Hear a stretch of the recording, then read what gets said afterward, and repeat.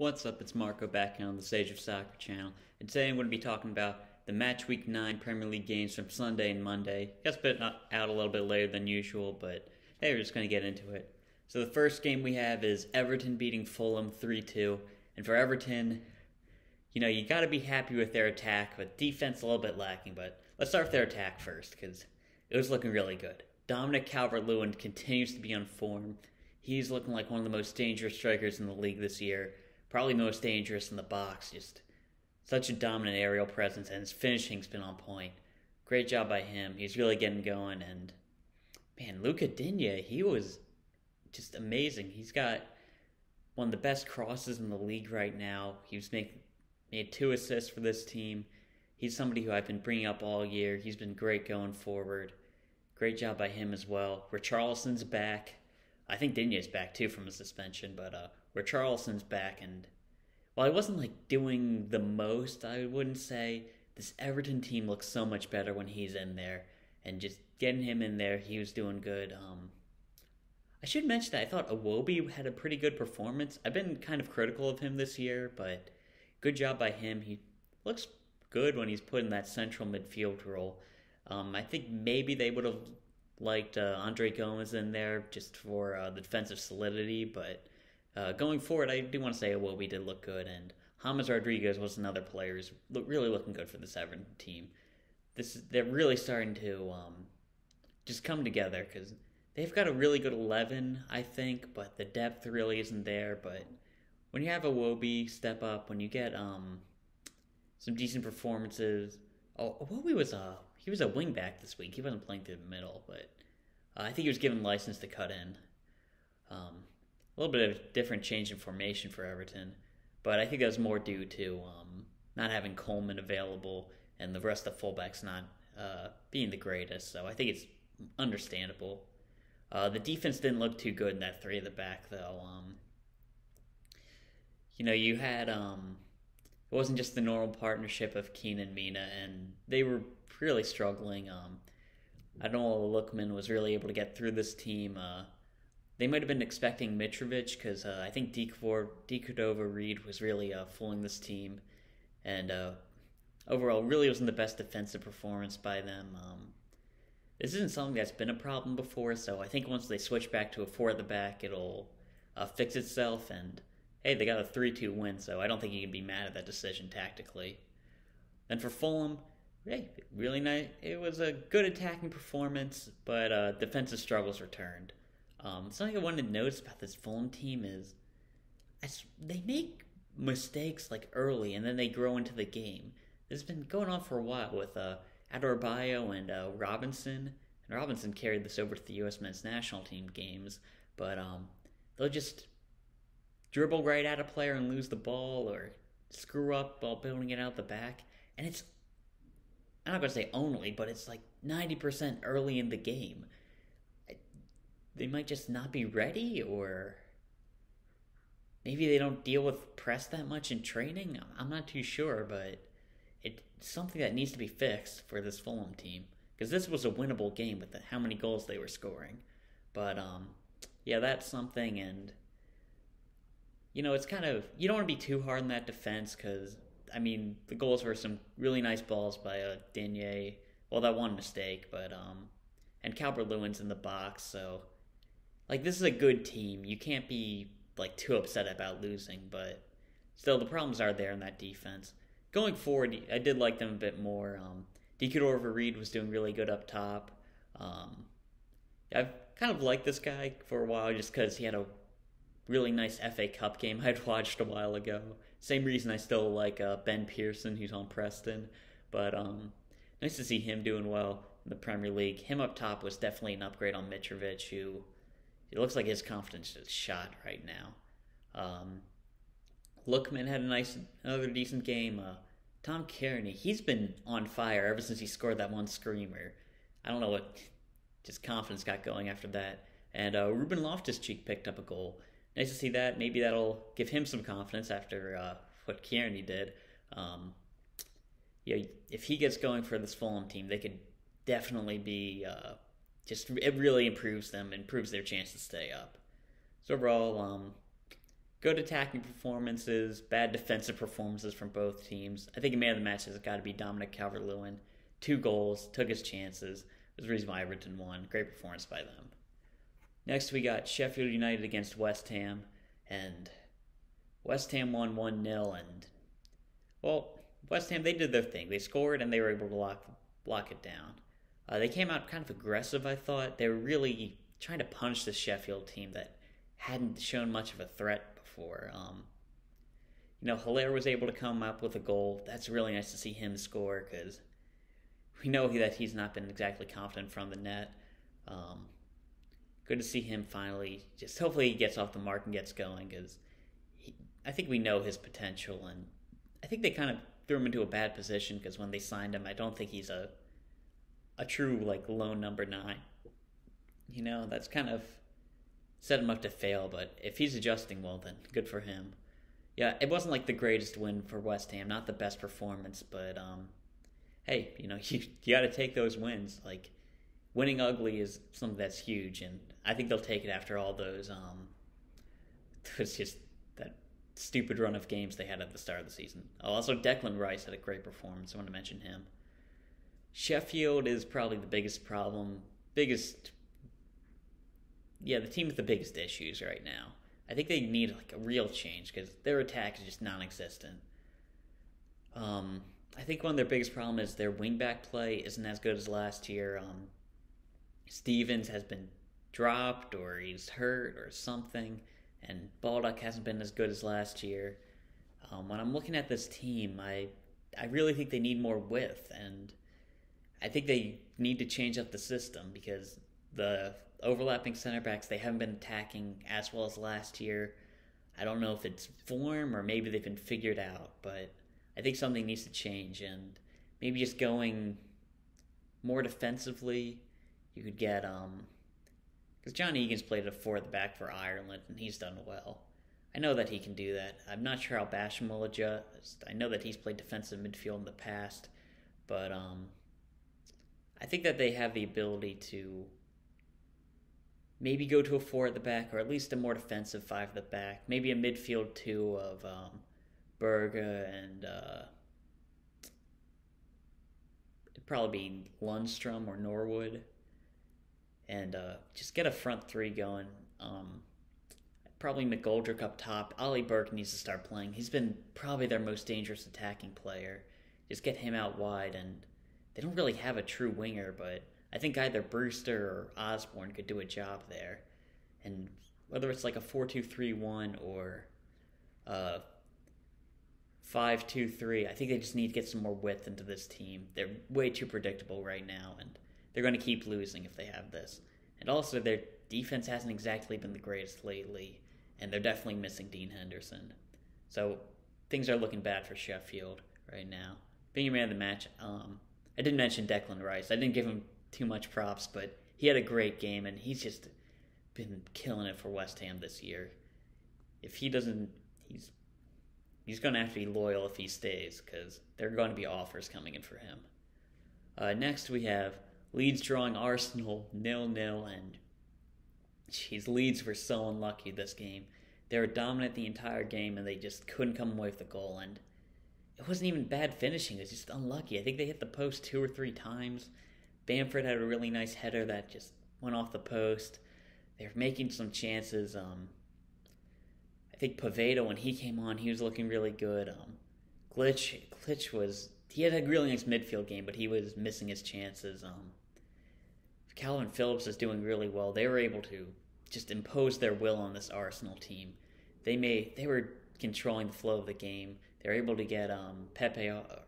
Who'd they get off with a red card? I think it was Pepe got off with the red card, and just they were this is a team that came up with from the championship, and they just dominated Arsenal. Unfortunately, they couldn't come away with a goal, but they were the better team, and just great performance by this Leeds team. Just the midfield is looking great. Their defense had a really nice game. Cock and Cooper in the back. They're starting to look really good. I really like how Ayling's been doing, and Alioski and Dallas, they've been doing well for this team. This is a Leeds team that's really starting to look good. Hopefully they can start to string some results together, get some points, move up the table, but great job by them. So for Arsenal, I think the biggest question mark on this game is why did they change their style? Because Arsenal seemed pretty set in the 3-4-3 that they've been rocking with for a while, and I don't get the change because normally when you like change a system, it's because you don't feel like you can do your thing against the other team. Like example that just pops off my head: Inter Milan against Barca in 2010, when Mourinho just added that extra defender, Shivu, I believe, just to deal with Messi. This is Leeds, and they're a great team. I really think they're doing well, but you're Arsenal. You shouldn't be changing your style based on a team that just got promoted. You're a top 6 team, just historically a great club, and you've got really good players. You shouldn't be doing this. Like, God, that's not good. Another main problem is their attack it's fizzled out. Aubameyang just hasn't been getting going this year. Lacazette hasn't been going. Willian, I think he's just an inconsistent player, so I wouldn't really say he's not getting going, but he hasn't been looking good. Honestly, the main guys for this team have been, creatively, have been Saka and Bayern, and I think they benched Saka this game, and it wasn't for fitness because they brought him on anyway, and he got hurt. Jeez, like, just really weird performance. Bad game by Arsenal. Not even a good defensive performance in this 0-0 draw because Leeds were just missing chances. Like, poor performance all around, and they really need to turn something around if they want to qualify, or they could just go on a cup run because they do that. But not a good performance by Arsenal. So I think man of the match, it's got to be a Leeds player. I wanted to go Calvin Phillips because the Leeds midfield is just so dominant. They're doing well defensively, and Calvin Phillips is just the main guy in that Leeds midfield. Next, we got Liverpool beating Leicester 3-0. Jeez, I'm glad I didn't put up a preview last week because I think I had Liverpool losing this game. But great job by them. Just that unbeaten home record, that's amazing to see. They made Anfield a fortress, and even doing that without any fans there, that's a great job by them. Actually toured their field, it was earlier this year, right before the pandemic hit, and they like take care of that. They've got like so many things down there. Like you can see why they got this record. Like they adjust the lighting of the locker room so it's the same as outside. Like they do all this like crazy stuff. Like they definitely deserve this. Great job by them. Even without Salah, their front three was still looking to lead. Diego Jota, like I think Klopp said it himself. Like he didn't think that Jota would be this good. I mean, I think everybody knows that Jota was like a really nice player at Wolves, but how many goals he's been scoring and how good he's looked. Like this hasn't just been random. He could have had more, if anything, because it took him a while to really get chemistry with this team. I was mentioning that like earlier this year, he just ran into somebody on his team like 3 straight games, but he's been good. Firmino finally got his goal. I think international break did him wonders because he's a different player in Brazil when it comes to finishing. But him picking up that goal, and this Liverpool team is starting to look really good. Andy Robertson, only a real starter who showed up in this defense, and he played like it. He had a great performance. Defending well, going forward, great. Good job by him. And I want to give out a shout-out to Curtis Jones because I think this is the best I've ever seen him look. He had a great performance in this midfield, doing well defensively, going forward, great. If he can keep up this performance, Liverpool have got a gem, and their midfield is going to be great in the future. Just overall, basically a perfect performance by this Liverpool team. For Leicester, probably their worst performance of the year, maybe since they lost to Aston Villa. But it was just flat. They didn't get anything going. Like, they had nothing really going. I don't know if this was Rodgers maybe being intimidated by going up against his former club, or Liverpool, with their pressing style, that kind of mitigates the Leicester counterattacking. Like, it's a really tough matchup for Leicester, but geez, they didn't show any fight. It was just really poor performance, especially after you had guys like Tielemans have a great international break. Vardy's been on great form, and Barnes and Madison had to rest. You really would have expected more from this Leicester team. There isn't much to say. Their defense was, I'm not going to say poor because it's Liverpool's front three. You concede. Like, there's no shame in that. But yeah, bad performance by Leicester. Great job by Liverpool. Big man of the match, I think it's got to be Andy Robertson. He stepped up big time when the defense needed him. Got forward great. Just great job by him. Next, we have Burnley against Crystal Palace. And, oh God, Burnley's going to stay up, aren't they? God. I mean, they look better than they have all year. And they defended great.